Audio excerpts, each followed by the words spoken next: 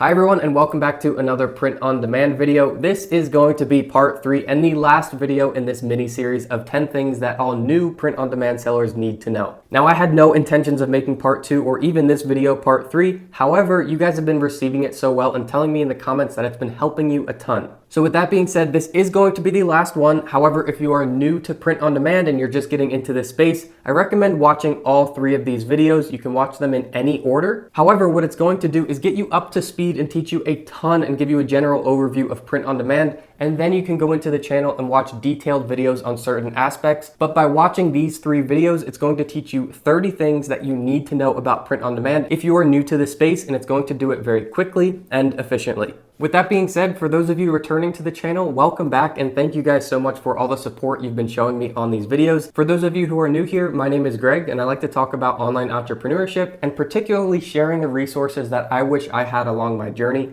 So if you're interested in making money online, feel free to look around the channel because you're going to find a lot of things completely for free here that you would typically have to pay for in a course. Now, with all of that out of the way, if you guys know the style of these videos, there's never any fluff and I get straight into the point. So there's just 3 things we have to cover before we get into this list of 10. First, any videos that I mentioned throughout this list are going to be linked down in the description. Second, there's going to be a table of contents just like the other videos, so if you do want to skip around or if you're coming back for reference, just look in the description below and you can jump around if you like. And lastly, the third thing before we get started in this video is part 1 and part 2. The videos prior to this are going to be linked down in the description. If you are new to print on demand, I recommend watching all 3 of these because if you watch all 3, you're going to learn a ton about print on demand and have a general overview very quickly. So with all of that out of the way, let's go ahead and get into the first of 10 things that all new print on demand sellers need to know. The first thing is a common question that a lot of people ask, and that is, do you have to pay listing fees to actually upload your designs to make them for sale? Now, the short answer for you is no. The 3 platforms I recommend you sell your designs on are Teespring, Redbubble, and Merch by Amazon. None of them make you pay for a listing fee. Now, if you start going to other websites, you may find that some of them require you to pay an upfront fee to list your item for sale. However, if you're using Teespring, Redbubble, or Merch by Amazon, you will never have to pay anything. It's completely free to upload your designs and create a listing to sell them. Number 2, what if you upload your designs to these websites and somebody copies your design? What do you do? So essentially, all of these websites have a filter in place. So if they see that there is a duplicate design uploaded, they're not going to allow it. It's going to be flagged and it'll be removed automatically. So therefore, if you upload your design first and then someone comes along and copies that design exactly as it is, that one should be removed automatically. Now, I wish it was just that simple. However, there's a slight gray area of what if they are clearly copying your design, but they change something small so it's not identical. Now, the way this works is the automated system should catch this as a duplicate as well and remove the copycat's design. However, if it does slip by and you go in and you are searching for your designs and you find someone else that copied it, you can report it to that website, whether it's Teespring, Redbubble, or Merch by Amazon. They will investigate it and see if it is too close as a copy, and if so, they will remove that person's design. The way that it works is basically time-stamped. So if you uploaded that design first, they can reference their system and see that you clearly uploaded that design first, so you have rights to it. Now, in one of the other videos that I made in this mini-series, we go over copyright and do you need to copyright your designs. So I recommend learning more in that video. However, just know that by you uploading that design, you get informal copyright rights to that design, and if someone else copies it, theirs should be taken down. Number 3 is on the opposite side of that. If you are creating and uploading designs, how do you know that you're not copying someone else's design? So there's no direct, very easy way to do this and search everything at once. However, from 5+ years of experience doing this, as you are creating designs, simply just search the platform that you're going to upload it to, and also just do a quick Google search because that may bring in results that you didn't see on the platform. And just make sure that your design is not exactly the same as someone else's. Now, obviously, I wish there was a very easy way to do this, but as you're going through this, you only have to do this once until you upload the design, because once you upload that design, you're the first person to upload it as it is. So essentially, just search the websites before you upload it to make sure that there isn't something exactly how your design is. Number 4, this is a question that's going to come up as you start to get into text-based designs. So if you have a text-based design, you basically have to choose the color of the text. Now, if you have white text, you're going to be putting that on darker shirts so you can still read it. On the contrary, if you have dark text, you're going to be putting that on light shirts so you can read it. So the question is, when should you be making these variations? If you have a text-based design, do you create the one with white text and put it on dark shirts and then create a separate listing with dark text on light shirts? And my answer for you from experience is, when you are getting started in the beginning, you do not want to be doing this on every listing. Think about it from their perspective. If these websites see you creating designs and creating 2 of every design, that starts to look like spam and it doesn't look good on a new account. So what I recommend you do is pick one of them and just upload one listing for each of your designs. And then as you see down the road, if one of them starts to really sell well, then create the alternate version of it. This way you're only creating the alternate versions or the variations of designs that you already know are selling well. Number 5, this is specifically for Teespring when you're creating a Teespring storefront. There's been a little bit of a glitch. It's something that I really don't like on Teespring. This has been happening for over a year now. And it's when you add a listing to a storefront. It expands that product into every style that you chose. So short sleeve, long sleeve, tank top, whatever you put in that listing, it creates what looks like a separate listing for each of them in your storefront. Now, if you don't do anything about this, it's going to stay by default that way. And when a customer comes into your storefront, they're going to see the same design on 5 different items, and it just doesn't look good. So what I recommend you do is we need to pick just one of those items to leave in the storefront. When someone comes and clicks that design, they're going to see all of the other options they have available as well. But this way, it's not showing all of them at once on the storefront. So the question is, how do you do this? It's pretty simple once you know how to do it. However, the first time is a little bit difficult. So for those of you who are new to doing this, the way you do this is you click on storefronts and then you click on the little edit icon in the corner of the thumbnail of your storefront. And then you go to products,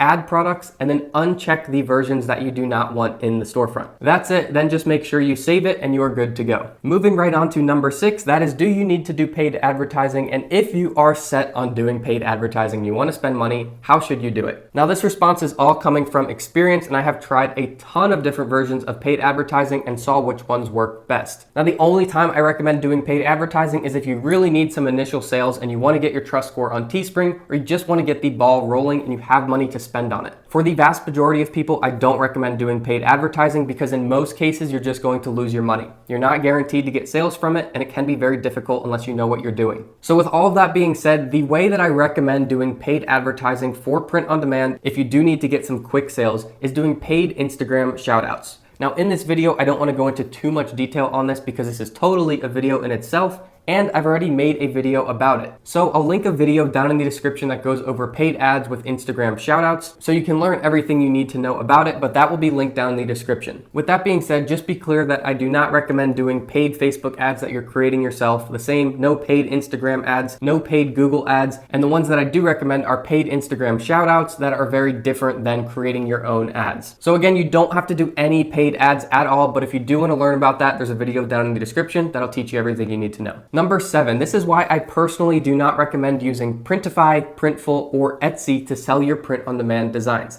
These are all massive platforms used by a lot of people. However, you have to understand that there's a difference between those 3 and the 3 that I use, which are Teespring, Redbubble, and Merch by Amazon. Now, essentially, the biggest difference are the ones that I use, Teespring, Redbubble, and Merch by Amazon, are all free and they're all going to do marketing for you. The other ones on the other side, Printful, Printify, and Etsy, they start to bring in upfront fees that you have to pay to upload your designs, and additionally, they are not going to do any marketing for you. Now, there are pros and cons of both of these, and they are both very different business models. However, in a nutshell, the ones that I do that I recommend are very passive and you don't have to pay upfront. The ones on the other side can be more expensive. You're going to have to pay fees, but you can get more customized products. So without getting into too much detail, I'll link another video down in the description that goes over in detail the difference between these. So if you are interested in learning more about the differences, feel free to watch that video. Number 8, this is in regards to shipping fees. Sometimes when you go on these different websites and you look at print-on-demand products, you see that the shipping fees are actually pretty high. Now, just keep in mind, the first thing is that some of these high shipping fees are temporary because of the world situation right now, and that will change in time.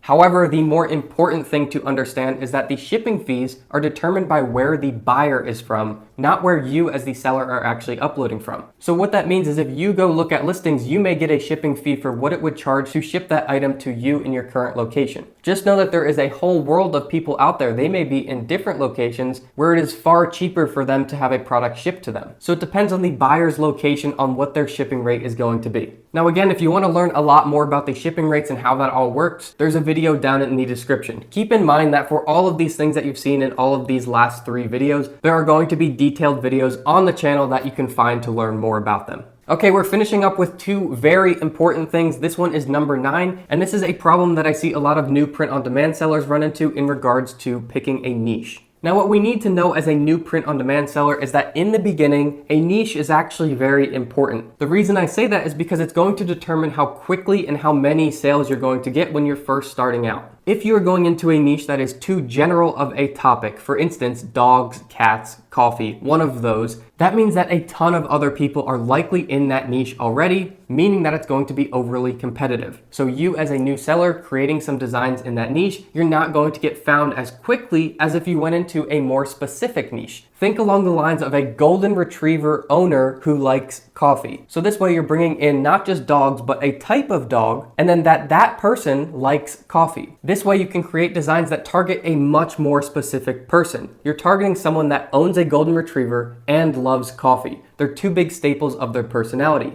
as opposed to someone who just likes dogs. It's going to be much more relevant to them and bring in a lot more emotion. Think about if you're buying a gift for someone and you know that they love their golden retriever and they love coffee. You might buy them a gift of a shirt if it says, "All I need is my golden retriever and a big cup of coffee." That's much more specific than "I love dogs" or "I drink coffee." I think you can probably pick up what I'm putting down here, but just make sure that you're getting creative with your niches and going pretty specific with them. If you start out just way too general, it's going to be harder for you to target people on Instagram and get people that are actually committed to buying that because it is very relevant to them. So that's one of the biggest mistakes I see people making in regards to niches. So just make sure that in the beginning you are picking a specific and a good niche. And number 10, this is the last point in the last video of this mini series, so I wanted it to go out with a bang. If you've stuck around for all 3 of these videos and you're watching this last one, this is going to be the best piece of advice I can give to any new print-on-demand seller to help you succeed and make sure that you have a good experience and a profitable experience selling print-on-demand. The best piece of advice I can give to any new print-on-demand seller is 2-part.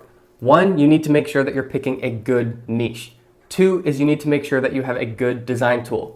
If you have both of those things sorted, it's going to be very difficult for you to not succeed in print on demand. I know a lot of people, because I see it in the comments sometimes, saying that print on demand just can't be that easy. And I want to make sure that you hear it from me based on my personal experience over the years and from everyone that I've been talking to in the comments that come back and share their success with me, is that if you have a good niche and good designs, and all you do is focus on getting more good designs out into those good niches, you're going to succeed. Overall, it is a very simple strategy, and just make sure that you don't overcomplicate it. I just want to make sure that you guys know that you do not have to be spending money to invest in ads to get your product seen. It's simply about efficiency and scale. Find good niches and create a lot of great designs in those niches. That's the name of the game here. So with that said, in the beginning, focus on efficiency. Don't get hung up on one design for several hours. Focus on finding a couple great niches in the beginning, jotting them down as a list, and then going to your design tool and just spending as much time as you can creating a ton of great designs in those niches. This is how you're going to get a really good start in print on demand, and just know that it is somewhat of a snowball effect. In the beginning, you have to get the snowball rolling. But as you start to get more and more good designs in good niches, the snowball starts to grow. And as you know with a snowball, as it starts to grow and as it starts to roll, it gets bigger and bigger, faster and faster. So guys, that is it for this video. That is actually it for this mini series on 10 things that all new print-on-demand sellers need to know. I hope these 3 videos have been super helpful. Everything you need should be linked down in the description and throughout this channel completely for free. As always, if you guys have any questions, feel free to let me know down in the comments. If you enjoyed it, feel free to leave a like. I appreciate that. And if you're not subscribed, you should go ahead and do that because you'll find a ton of great content here. With that said, I'll keep an eye on the comments to help you guys out, and I'll see you all in the next video.